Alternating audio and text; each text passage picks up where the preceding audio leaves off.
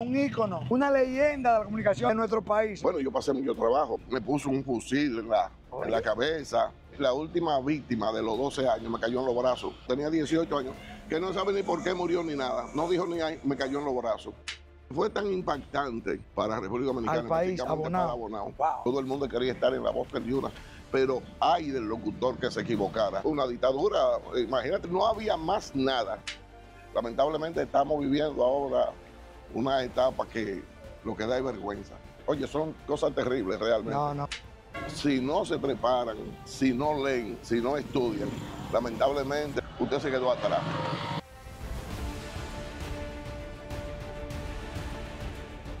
En el corazón de la República Dominicana, en la ciudad de Bonao, nació una emisora que cambió para siempre la historia de la comunicación en el país. Era el 1 de agosto de 1942, cuando La Voz del Yuna comenzó a transmitir.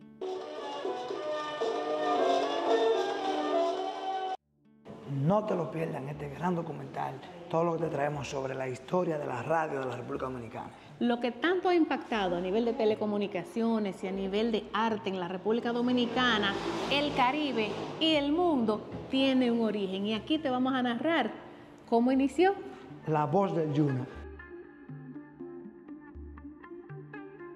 Muy buenas tardes, mi nombre es Jennifer y seré su guía en este recorrido. La Voz del Yuna se divide en dos partes. En el primer nivel se encuentra el museo, en el segundo nivel se completa el recorrido con la sala de recuerdo y la emisora. La emisora se encuentra en 1670 AM para los que viven aquí. Ya los que viven fuera de Bonao la encuentran en la web lavozdelyuna.org. Es una emisora totalmente cultural y educativa y por el momento la programación es musical. Fundada por José Arismendi Trujillo, Petán Trujillo, La Voz del Yuna fue un punto de encuentro entre la radio y la cultura. Petán dirigió la parte norte de nuestro país, desde Villa Altagracia hasta Dajabón. También se le bautizó como el padre del arte y la cultura en la República Dominicana. Petán fue fundador, tesorero y presidente de la emisora La Voz del Yuna en el año 1942. Esta construcción, que vemos que está aquí, estaba ubicada en la avenida Doctor Columna, casi esquina Padre Villene, donde actualmente se encuentra la Biblioteca Municipal Profesor Juan Bosch. Y es bueno destacar que desafortunadamente ese edificio original no fue conservado, fue demolido. Una falta de conciencia y de preservación de los lugares históricos, pero qué bueno que encontraron el lugar perfecto para levantarla de acuerdo a su diseño original. Para el 1943 se inaugura aquí en Bonao el 1 de marzo de ese año y en este año es que hace su primera transmisión nacional. El éxito de La Voz del Yuna no pasó desapercibido. En 1946 fue trasladada a la capital y, años más tarde, transformada en algo aún más ambicioso, La Voz Dominicana, la primera estación de radio y televisión del país y una de las primeras del Caribe. Desde sus nuevos estudios en Santo Domingo, se combinaron por primera vez la imagen y el sonido, naciendo así la televisión dominicana. Aquí se transmitieron los primeros programas musicales, las primeras actuaciones televisadas de artistas populares y también los discursos y propagandas del régimen de Trujillo. Pero más allá del contexto político, su legado técnico y artístico es incuestionable. Hoy, su espíritu sigue vivo en RTVD, la televisora estatal que revolucionó de ese proyecto original, y en el Museo Cultural La Voz del Yuna, en Bonao, donde la historia de nuestra radio y televisión cobran vida. Gente, estamos aquí desde Bonao con Santiago Pito Acevedo, un ícono de la comunicación de aquí. Pito, ¿cómo tú estás? Oye, hermano, ¿cómo está? ¿Cómo se siente? Bien, bien. Pito, yo creo que tú eres el hombre más famoso de este pueblo. Ojalá. Yo pienso que sí, así es que nosotros te consideramos. No, muchas gracias, muchas gracias. Yo comencé en los 70 en Radio Bonao. Trabajé en Radio Clarín con 50 kilos, era la emisora más potente que había en el país. Y sigo con mis programas aquí en Bonao, en Latina 88 y en Yunavisión. Tú me estabas contando de Petán Trujillo, que fue la primera emisora. La primera emisora cultural, La Voz del Yuna, 1 de agosto del 42, que él prácticamente la aprendió el 19 de marzo, pero la inauguración fue el 1 de agosto. Ok. ¿Por qué el 19 de marzo? Porque él cumplía ese año, era día de San José.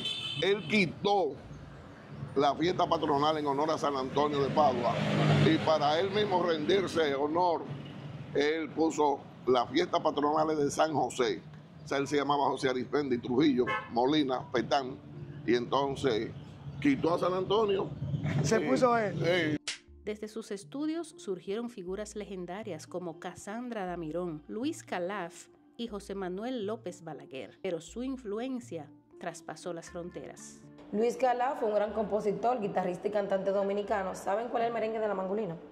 Sí, claro. Ajá. Fue el primero en llevar la mangolina al aire, llegó a componer más de 2000 canciones y a la edad de 14 años él mismo construyó su propia guitarra. Tanto dominicano como cubano, panameño y mexicano estuvieron en la locución de La Voz del Yuna. Con esto podemos ver que no solo fue el país, sino Latinoamérica por completo que se benefició del progreso de la emisora. Aparte de que fuimos la primera radiodifusora de nuestro país, fue la primera y única escuela de canto que hubo en la historia. Artistas de toda Latinoamérica encontraban en La Voz del Yuna un espacio de prestigio y al público dominicano una audiencia respetuosa, ávida de arte. Fue allí donde se estrenaron las primeras radionovelas dominicanas, donde se escucharon conciertos en vivo, recitales poéticos y programas educativos que llegaban tanto a las ciudades como a los campos. La Voz del Yuna no solo transmitía, conectaba, educaba y elevaba. Su legado hoy perdura en el Museo Cultural La Voz del Yuna en Bonao, un espacio donde la historia y el arte siguen vivos. Aquí tenemos un trombo de vara de aire de los años 40 y otros artistas internacionales que desfilaron por La Voz del Yuna. Aquí tenemos a Ima Sumá, excelentísima cantante peruana. Su voz era capaz de reventar un vaso de cristal de tan fuerte que era su vibrato. Ella cantaba ópera. Y tenemos a Pedro Vargas, ¿no he escuchado de él? Me imagino del sí. Sí. Ok, este era el preferido de Petán y vino cuando el emisor estaba en Santo Domingo. Un dato que le voy a dar. Si se fijan, Pedro Pérez Vargas, el primer locutor, se llama igual que Pedro Vargas. Sí. Petán, como ese era su artista favorito, hizo que Pedro Vargas se cambiara el nombre. Y le puso Pedro Pérez Vargas. Los caprichos del hermano del jefe. Ya tú puedes ver. A mi lado derecho tengo otros artistas nacionales e internacionales. Entre ellos está Libertad Lamarque. ¿Han escuchado de ella? Sí, bastante. Ella era conocida como la novia de América. Ella vino a Bonao el 12 de febrero del año 1945. Se le hizo una alfombra de hortensia desde la Avenida de Libertad hasta donde estaba La Voz del Yuna para que ella desfilara todo ese trayecto. Y luego le ponen Avenida Libertad por honor a ella. Tenemos a Amalia Mendoza, mejor conocido como la Tariaco, la Chenchen o la Ojo de Gato. Ella era actriz y cantante mexicana y se especializaba en cantar mariachi. Entonces quiere decir que La Voz del Yuna fue como esa plataforma, digamos, para ponerlo en comparación, como trascendían los artistas en México, en esos festivales de La Voz. Sí, sí. Eso se convirtió, sí. La Voz del Yuna en Bonao. De ahí el lanzamiento para los grandes artistas. Todo el mundo quería estar en La Voz del Yuna, pero hay del locutor que se equivocara, hasta pronunciando algo, una falta, una S, cualquier cosa. Una dictadura, imagínate Petán. Porque Petán vivía aquí en Bonao. Petán vivía aquí en Bonao, el 16 de agosto, aquí en la 27 de febrero, frente allá, claro. Aquí a Bonao, aquí, ahí, a La Voz del Yuna, Petán se dio el lujo de traer a grandes artistas de la época. El único que se negó de esos artistas grandes mexicanos fue Jorge Negrete, que dijo que él no le cantaba a esa tiranía. Lo más querido era el romance campesino de Macario y Felipa, que se transmitía a las 5 de la tarde. ¿Llegaron a escucharlos? Eso era muy famoso. Muy famoso. Yo me río porque nosotros que vivimos en esta época disfrutamos hoy día de tanta tecnología, las series, las películas en 4K, tridimensional, todo eso, y pensar que en aquella época todo estaba en tu imaginación. O sea, tú escuchabas la narrativa y con esa capacidad de poder darle la entonación correcta, la emoción, el temor, todo eso, y tú te imaginabas toda la escena y lo disfrutabas solamente por radio. Por radio, exactamente. Tenemos a Alberto Beltrán, mejor conocido como el Negrito Félix, ¿has escuchado de él? Sí, o sí. el Negrito de Batén. Este fue el primer dominicano en ganar una beca para estudiar en Cuba y el único dominicano en cantar junto a la Sonora Matancera. El disco que escucharon allí en la vitrola. Ajá. Tenemos a Armando Cabrera, que fue compositor de grandes boleros y acompañó a Eduardo Brito durante la época de Bello del Divo. Era el que hacía en la voz en el Romance Campesino. Era hijo de Felipa, de novelas y comedias. Por eso aparece aquí. Ya vemos el modelo de máquina donde se confeccionaba la programación de La Voz del Yuna. Es una Roya del año 37. Tenemos la trompeta utilizada de la banda de música de aquí de Bonao y un bombardino. Y allá tenemos el abanico muy moderno que utilizaban para refrescar la cabina. Moderno de la época. Claro. Esta es una consola de los años 70, tenía estación de radio y tocadisco. Los discos que utilizaba era de 33 revoluciones y llegó a producir de 8 a 12 canciones. Y este es un pick-up de la misma época y toca las 3 dimensiones, 45, 33, 78. O sea que ese era revolucionario. Y aquí tenemos una programación de La Voz del Yuna del año 1948, totalmente en vivo. Iniciaban a las 7 de la mañana y finalizaban a las 12 de la noche. Si ven toda esa letra, porque cada programación solo duraba 15 minutos. O sea, pasaban los 15 minutos y entraba, ya no existían los anuncios como ahora. Claro. Entonces, Mira vamos qué allá. buen long play aquí, qué ejemplar de Fernandito Villalona, el Mayimbe, uno de los merengueros más queridos de la República Dominicana. Aquí tenemos un piano de cola de los años 50 y una imagen donde se ve la Superorquesta San José y la Lira del Yuna. Allá vemos la antigua Voz del Yuna y en esta imagen le decían el Palomar a principios de los 80 y 90 porque llegaron a vivir más de 19 familias en la emisora. Aquí vemos la reconstrucción de la réplica, el día de la inauguración y el encendido de luces que se hace todos los años. No sé si han tenido la oportunidad Claro, de para verlo. Navidad, sí. Algo muy chulo. Bellísimo. Este es un juego de sala de la misma época. Vemos una fotografía donde se ve Félix Benjamín Caené, Libertad Lamarque y Cassandra Damirón en la entrada de la antigua Voz del Yuna. Quiero que sepan que en esos tiempos la única diversión que había era Radio Bonao. O sea, cuando apagaban a Radio Bonao, que le apagaban eso a las 8, a las 9 de la noche, se apagaba el pueblo. Wow.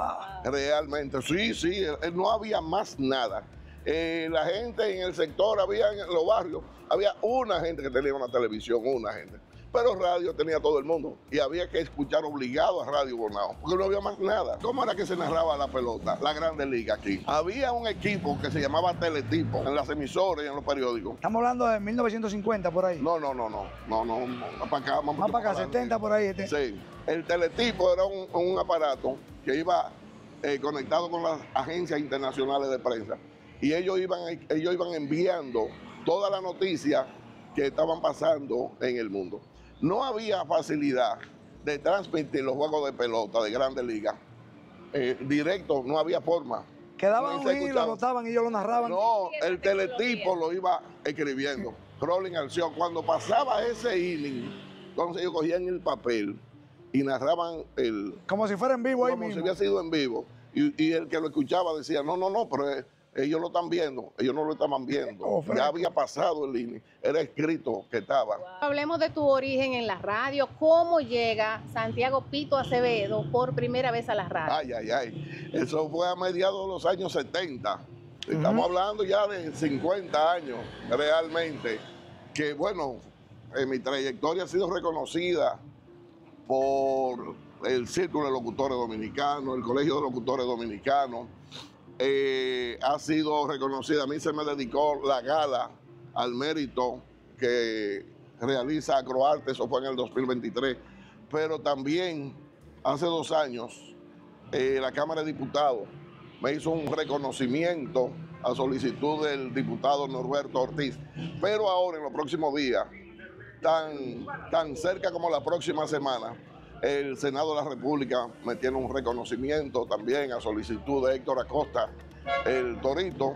Senador de la provincia. Senador de la provincia. Y entonces yo llegué en los años 70, en los años difíciles, los 12 años, recién habían asesinado a Camaño, habían matado muchos jóvenes, a Minabel, Otto Morales, todos esos muchachos lo habían matado. Todo eso, yo entré en un momento difícil. ¿De cuántos años tú empezaste? 15 años, 16, 17. Wow. Bueno, yo pasé mucho trabajo, o sea, en el sentido de, fueron a la emisora, un militar en medio de una huelga de los obreros de Falcon Bridge, me puso un fusil en la cabeza, un militar de los de Constanza, me pregunta, ¿quién es Pito Acevedo?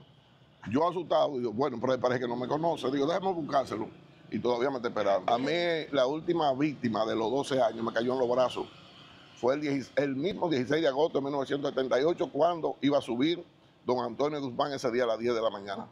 Íbamos para la emisora, un grupo de amigos, a un cepillo, nos paró la guardia, ya habíamos pasado, y nos devolvimos porque creíamos que era que querían una boleta. Un guardia borracho dijo que éramos comunistas y que Antonio Guzmán no iba a subir, que eso no era verdad. Y nos llevaba de espalda, caminando con los brazos en alto. Y nos dice que nosotros teníamos armas, estaban haciendo lanzamientos de fuego artificial.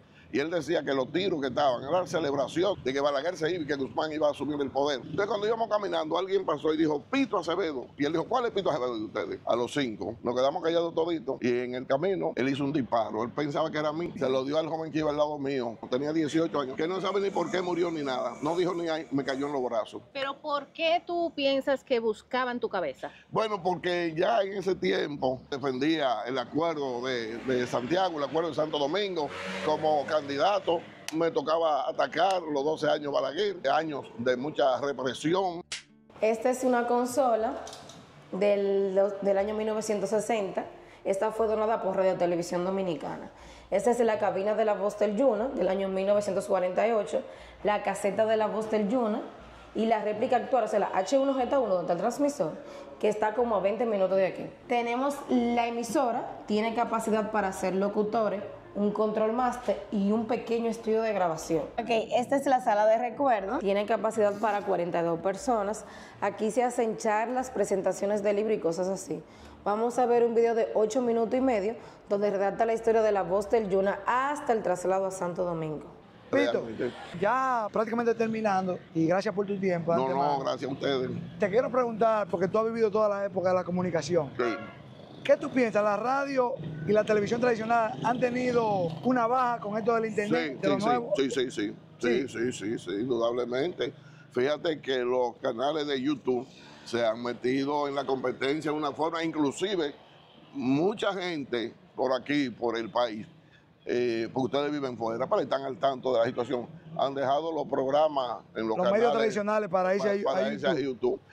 No tienen que pagar prácticamente nada, lo hacen desde su casa, con la comodidad, todo eso llega a YouTube. Óyeme, YouTube. Y la trascendencia se queda permanente. Se va a China. Exacto, tú lo puedes ver en el celular, lo puedes ver donde quiera. El YouTube se ha metido y no hay duda, igual que las emisoras online. Ya ustedes no ven radio, ya la gente lo que usa es asunto de internet. Exactamente, ya la gente, ya los radios no aparecen. Ya. Los radios, eso quiere decir que la gente te está buscando en internet. Fíjense que las emisoras obligatoriamente, y es una señal, todas las emisoras de radio obligatoriamente han tenido un canal. Y el internet, que transmiten en internet. Cuando dicen, pero te escuchamos en España, pero el internet también están escuchándonos, ¿tú me entiendes? O sea, las emisoras, ahora mismo si se le cae el internet a las emisoras, le estamos hablando a un grupito en nada más, no es lo mismo ni es igual, ha cambiado la situación. ¿El canal tuyo en otro tono también lo transmiten por YouTube? Sí. Ok. Sí. ¿Cómo lo encontramos? En otro tono. Otro tono con Pito Acevedo. Sí. ¿Has tenido tú que irte adaptando y aprendiendo nuevos sistemas? Naturalmente. Johnny Ventura siempre me decía, mira, Pito, el que no se adapta a los tiempos se quedó atrás. De los compañeros míos prácticamente no queda nadie. Nadie. El que no se ha muerto, compañero mío de la radio, el tiempo lo dejó o ellos dejaron la radio. Permanecer como yo he permanecido, mire, muy difícil. Y no solamente eso, permanecer en el gusto de la gente. A cualquier programa, los programas míos se mantienen arriba. Y cuando yo voy y hago el programa de salsa, es una cosa terrible. Un consejo para la juventud o las personas que hoy día quieren involucrarse en el mundo de la radio o del canal de YouTube, ¿qué recomendación le puedes dar? Si no se preparan, si no leen, si no estudian, lamentablemente van a caer en lo que han caído mucho, en la vulgaridad, en la bajeza, que eso es momentáneo, ¿eh? Eso es momentáneo, eso es muy efímero. Oye, cuando hay calidad, la gente le da apoyo, lo sigue. Si no se preparan, si no estudian, si no leen mucho, hay que leer mucho. Si no están actualizados con lo que está pasando en el mundo, usted se quedó atrás. Lamentablemente estamos viviendo ahora una etapa que lo que da es vergüenza. En la locución. Sí.